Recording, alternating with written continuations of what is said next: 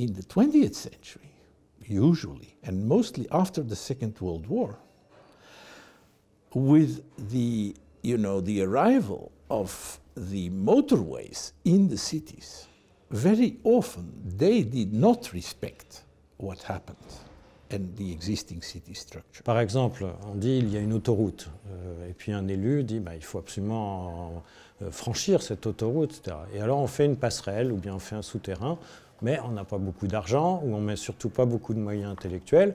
Et donc c'est une passerelle, alors on les a appelées technocratiques. Alors dans notre quotidien de passant, cet espace-là, il peut être un espace répugnant, inquiétant.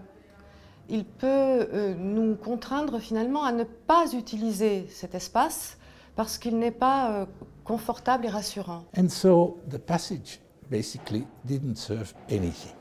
This is the technocratic passage that completely missed its goal.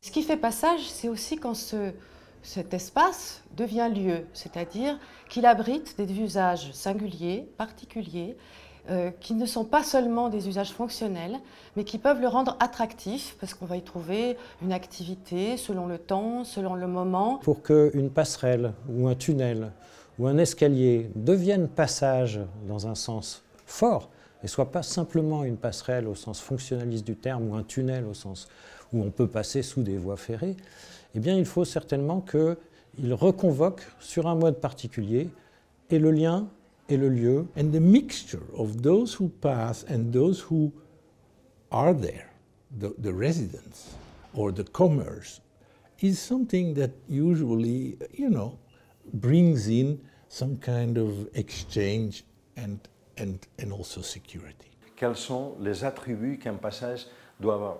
Un passage doit être aimable, un passage doit être bien construit, un passage doit être lisible, un passage doit être un bon paysage dans la ville. Un des exemples qui est très joli et qui est très sensible, c'est à Qiushi, qui est en Chine. C'est en fait un architecte qui propose un pont qui relie deux anciens villages.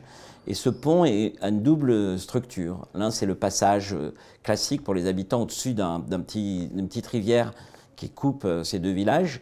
Et de chaque côté, il a mis une place. Et finalement, les habitants des deux villages peuvent se rencontrer.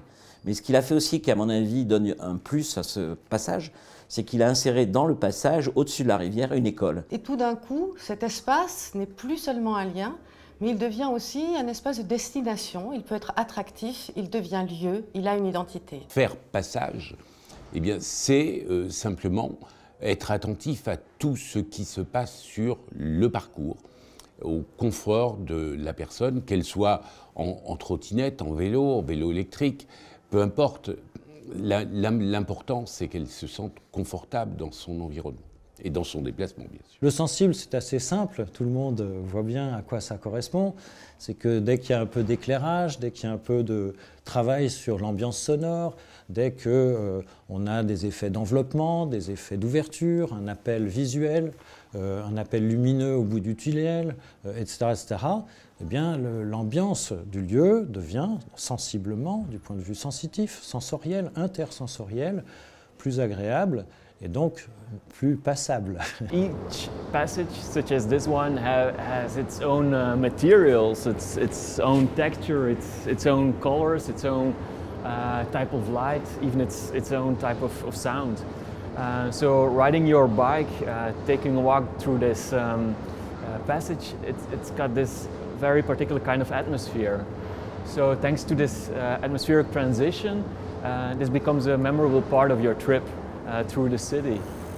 Many inhabitants of the city also have personal memories about this place. So that's what makes passages also something special for all of us. Le passage, c'est la vie en ville, la traversée libre, autonome et surtout qualifiée, confortable, belle.